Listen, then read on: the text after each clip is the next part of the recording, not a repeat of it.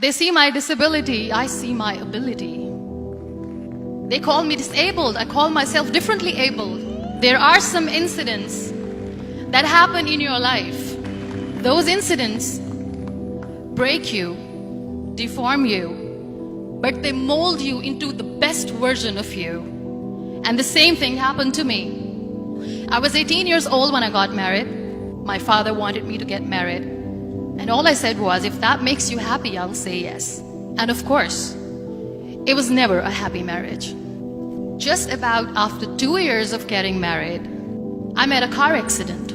Somehow my husband fell asleep and the car fell in the ditch. He managed to jump out, saved himself. I'm happy for him. But I stayed inside the car and I sustained a lot of injuries. The list is a bit long, don't get scared. The wrist was fractured. Shoulder bone and collarbone were fractured. My whole rib cage got fractured.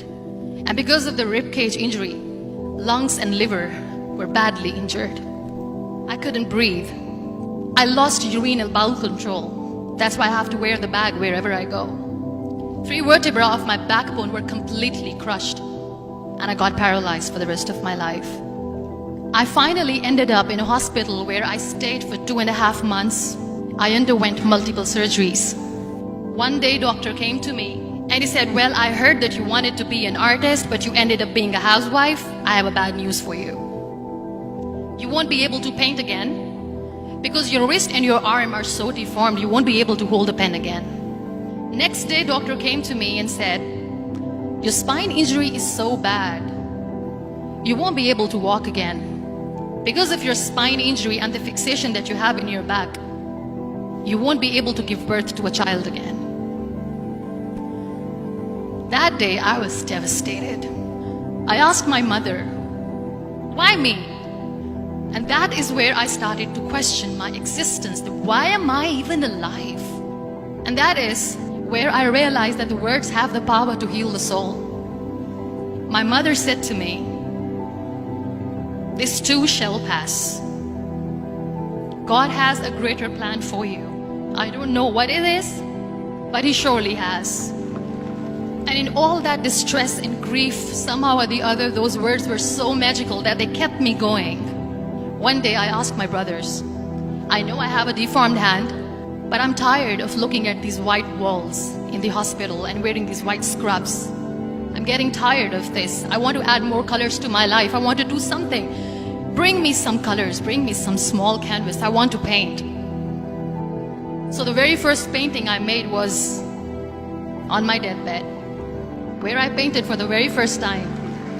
It was not just an art piece or just my passion. It was my therapy.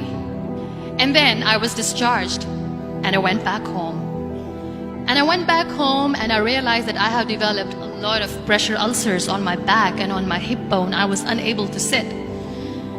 There were a lot of infections in my body, a lot of allergies. So doctors wanted me to lie down on the bed straight for not 6 months, for not 1 year, for 2 years. I was bedridden, confined in that one room, looking outside the window, listening to the birds chirping, and thinking maybe there will be a time when we'll be going out with the family and enjoying the nature. That was the time where I realized how lucky people are. That is the time where I realized that the day I'm going to sit, I'm going to share this pain with everyone to make them realize how blessed they are, and they don't even consider them lucky. That day I decided that I'm going to fight my fears. We all have fears. Fear of unknown, fear of losing people, fear of losing health, money. We want to excel in career, we want to become famous, we want to get money. We are scared all the time. So I wrote down one by one all those fears. And I decided that I'm going to overcome these fears one at a time. You know what was my biggest fear? Divorce. I was trying to cling on to this person who didn't want me anymore, but I said no. I have to make it work.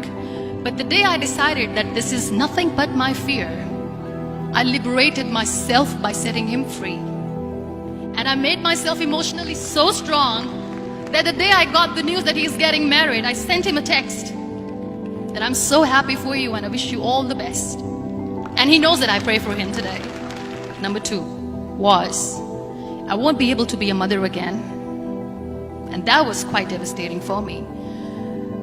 But then I realized there are so many children in the world, all they want is acceptance. So there is no point of crying, just go and adopt one. And that's what I did. People think that they will not be accepted by the people because we, in the world of perfect people, are imperfects. So I decided that instead of starting an NGO for disability awareness, which I know will not help anyone, I started to appear more in public. I started to paint. I decided that I'm going to join the national TV of Pakistan as an anchor person. And I've been doing a lot of shows for the last 3 years. I became the National Goodwill Ambassador for UN Women Pakistan, and now I speak for the rights of women, children. We talk about inclusion, diversity, gender equality, which is a must. Every time I go in public, I always smile. It's always a big toothy smile on my face, and people ask me, don't you get tired of smiling all the time? What's the secret? I always say one thing, that I have stopped worrying about the things that I have lost, the people that I have lost. Things and people who were meant to be with me are with me. And sometimes, somebody's absence makes you a better person. Cherish their absence. It's always a blessing in disguise. Live your life fully. Accept yourself the way you are. Be kind to you.